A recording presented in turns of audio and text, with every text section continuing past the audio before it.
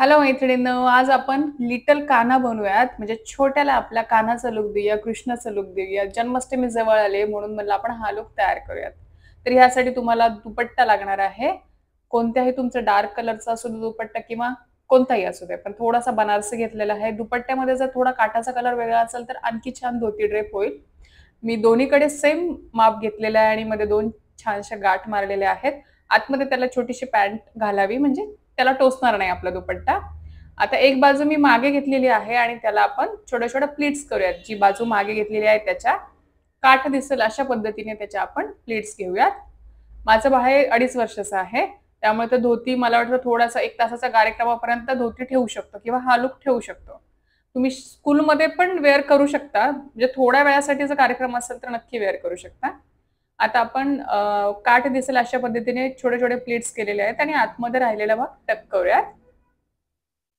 आता टक केलेला आहे आणि मस्त अशी मागून आपली धोती दिसत आहे. अगदी सोप्या पद्धतीने ही धोती आपण नेसत आहोत.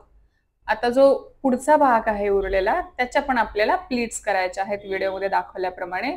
इथे काना लुक करायला आपल्याला 2 ओढणी लागणार आहे, 2 ते 3 ओढणी लागणार आहे. मी फेटा पण इथे दाखवणार आहे आणि वरती आपल्याला शोल्डरवर घ्यायला पण अजून एक ओढणी लागणार आहे. तर मी इथे समोरच्या प्लीट्स केलेल्या आहेत आणि त्या प्लीट्स आपल्याला दुसऱ्या लेगवर म्हणजे दुसऱ्या पायावर आपल्याला टक करायच्या आहेत. काठ दिसेल अशा पद्धतीनेच व्यवस्थित. थोडीशी सॉफ्ट ओढणी असेल तर आणखी छान आपल्या बाळाला टोचणार नाही असं तुम्ही बघा. आपला हा क्रॉस नॉर्मल धोती स्टाईल जे ब्राह्मण धोती नसतात तशा प्रकारची धोती आपण नेसलेली आहे. अगदी सोप्या पद्धतीची धोती आपण नेसलेली आहे जी मागून पुढून खूप छान दिसते. तुम्हाला व्हिडिओमध्ये मी दाखवत आहे त्याप्रमाणे. आता आपण ओढणी घेतलेली आहे जी मी म्हटलं की शोल्डरवर पण आपल्याला ओढणी ठेवायची आहे, त्याची पद्धत मी दाखवते. दोन्हीकडून समान ओढणी घेऊयात आणि मागच्या साईडची ओढणी आपल्याला काय करायची आहे हे दाखवते. ओढणीचा कलर आणि धोतीचा कलर तुम्ही रंगसंगती तुम्ही खेळू शकता. इथे मी वरची ओढणी सॉफ्ट घेतलेली आहे. आता ही ओढणी क्रॉसमध्ये आपल्याला आतमध्ये धोतीच्या आतमध्ये टक करायची आहे क्रॉसमध्ये. इथे तुम्ही रेडीमेड धोती पण वापरू शकता आणि वरची ओढणीवर तुम्ही अशी ड्रेप करू शकता आपल्या कानासाठी. आता जी पुढचा भाग आहे ओढणीचा तो मी क्रॉस घेतलेला आहे आणि आपल्याला मध्ये सेफ्टी पिन लावायची आहे. छोटूचं सेफ्टी पिन लावा क्रॉस घेऊन. त्याच्यानंतर ओढणीचा एक भाग घेतलेला आहे आणि मागे टक केलेला आहे मस्त असा. साईडनी म्हणजे कमरेला असं मस्त फुलोरा तयार होतं. दुसऱ्या ओढणीचं पण तसंच केलेलं आहे. एक कॉर्नर घेतलेला आहे आणि मागे टक केलेले आहे. व्हिडिओमध्ये दाखवते त्याप्रमाणे आणि हा मस्त असा कानाचा लुक तयार करतोय. माझा छोटू छान राहिला आणि ऍक्च्युली त्यालाच तोच म्हणत होता आई मला काना बनव काना बनव. त्यामुळं त्याची आवड होती त्यामुळे तो छान राहिला. तुमच्या छोटूचं पेशन्स पाहून तुम्ही हे सगळे तयारी करा कारण आपलं बाळ व्यवस्थित किंवा त्याचा मूड छान राहणं हे फार महत्वाचं असतं जेव्हा आपण अशी ड्रेपरी करतो. आता मी इथे तिसरी ओढणी घेतलेली आहे ते म्हणजे फेट्यासाठी. आता सुरुवातीला मी छोटे छोटे प्लीट्स तयार केलेले आहे आणि त्याला रबर लावलेला आहे त्या प्लीट्सला आणि त्याच्यानंतर मी ओढणी गुंडाळत आहे. इथे तुम्ही 2 ओढणी पण गुंडाळू शकता. आता जर रबर लावलं होतं तो तुरा असा आपण मध्ये ठेवूयात आणि त्याच्यानंतर जी आपण गोल गुंडाळी केली होती ते आपण सर्कल सर्कल करून रॅप करूयात त्याच्या डोक्याभोवती. ओढणी नॉर्मलच आहे, जेवढी लेंथ आहे तेवढीच आहे आणि मस्त असे 3-4 गुंडाळे येतात पूर्ण सर्कलचे आणि छान दिसतं. इवन मीही इथे फेटा हा पहिल्यांदा घातलाय पण तो छानरित्या आला. फक्त ओढणी जरा छान घ्या, शिमरची घ्या आणि थोडेसे काठ असतील कडेला अशी घेतली तर फेटाही छान दिसतो.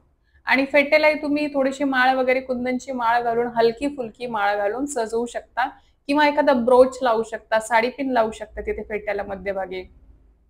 अशा प्रकारे गुंडाळी गुंडाळी करून मी छान असा फेटा त्याला घातलेला आहे.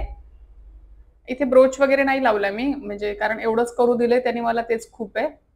त्याच्यानंतर मी आता त्याला गळ्यातले वेअर करते म्हणजे आपलं ड्रेपिंगचं काम इथं झालेलं आहे. आता आपण कृष्णाचा लुक देतोय ऑर्नामेंट्स वेअर करून.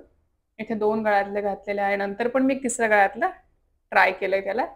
आणि इथे हाताला मी गजरे जे आर्टिफिशियल फ्लॉवरचे गजरे मिळतात ते घातलेले हाताला. शोल्डरला पण तुम्ही मस्त असं मनगट्या लावू शकता. जे लहान मुलींचे असतात ते ऑर्नामेंट्स ते तुम्ही लावू शकता.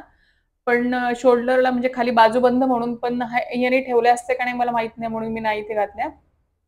आता यू पिन आहे आणि त्याला मी इथे सिंदूर लावतेय आणि हा आपण गंध तयार करतोय, म्हणजे गंध लावतोय बाळाला श्रीकृष्णाचं रूप द्यायला यू पेननी, म्हणजे मस्त असा यू शेप येईल.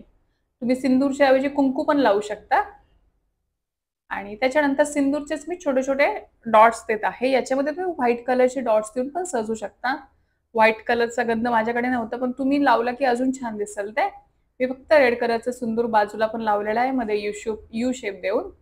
आता मी मोरपंख म्हणजे जे कृष्णाचं लुक ज्याच्याशिवाय इनकम्प्लीट आहे तो म्हणजे मोरपंख मी इथे लावलेला आहे पेट्याला. त्याच्यानंतर बासुरी पण दिलेली आहे आणि पुढे मी त्याला लिपस्टिक लावलेली आहे थोडीशी लिप्सला. आणि तीच लिपस्टिक आपण थोडीशी चिकबोनवर लावू, म्हणजे मस्त असा पूर्णपणे कानाचं लुक, मस्त असं इनोसंट काना आपला तयार होईल. आणि तीच लिपस्टिक याचं ब्लश म्हणून लावले, त्यामुळे ती थोडीशी स्प्रेड करते. आणि आता आमचं थोडंफार फोटोशूट पण चालू होतं आणि मस्त असं सुंदर असा काना आपला तयार झालेला आहे. तुम्हाला लुक आवडला असल्यास नक्की मला कमेंट बॉक्समध्ये सांगा. आणि थँक्यू सो मच व्हिडिओ शेवटपर्यंत पाहिल्याबद्दल. धन्यवाद. बाय.